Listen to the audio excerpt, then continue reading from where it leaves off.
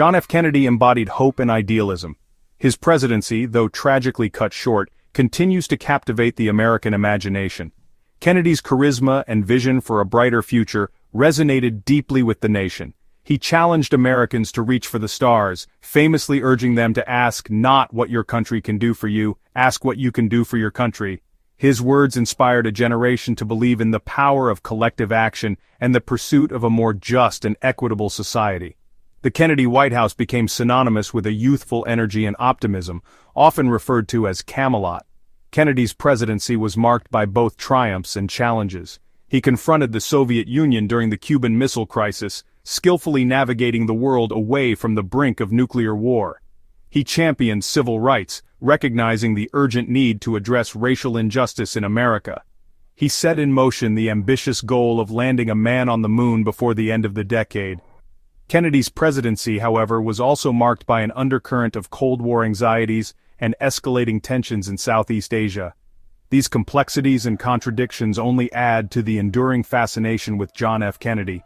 His life and presidency remain a source of both inspiration and intrigue. The events of November 22, 1963, forever etched his name into the annals of American history. But they also left behind a void, a sense of unfinished business, and a lingering question: what might have been? November 22, 1963, dawned bright and clear in Dallas, Texas. President Kennedy and First Lady Jacqueline Kennedy arrived at Love Field, greeted by cheering crowds eager to catch a glimpse of their charismatic young leader. The motorcade, a symbol of presidential power and prestige, wound its way through the city streets. President Kennedy, enjoying the sunshine and the enthusiastic reception, opted to ride with the top down in his open limousine. As the motorcade entered Dealey Plaza, the unthinkable occurred. Gunshots rang out, piercing the air and shattering the day's festive atmosphere. The president slumped forward, fatally wounded. Chaos erupted as Secret Service agents scrambled to protect the president and First Lady. The motorcade sped away to Parkland Memorial Hospital, but it was too late. John F. Kennedy, 35th President of the United States, was pronounced dead at 1 p.m. Central Standard Time. News of the assassination spread like wildfire across the nation and around the world. People everywhere were glued to their televisions, struggling to comprehend the horrific events unfolding before their eyes. A collective sense of disbelief and grief washed over the country. The world mourned the loss of a leader who represented hope, progress, and the promise of a brighter future. In the aftermath of the assassination, America desperately sought answers. President Lyndon B. Johnson appointed the Warren Commission, headed by Chief Justice Earl Warren, to conduct an official investigation into Kennedy's death. The commission's task was monumental: to determine who killed President Kennedy, what motivated the assassination, and whether there was any conspiracy involved. After months of investigation, the Warren Commission released its report in September 1964. The report concluded that Lee Harvey Oswald, a former Marine with known Marxist sympathies, acted alone in assassinating President Kennedy. The commission determined that Oswald fired 3 shots from the Texas School Book Depository building overlooking Dealey Plaza, fatally wounding the president. The report also concluded that Jack Ruby, a Dallas nightclub owner, acted alone in shooting and killing Oswald 2 days later.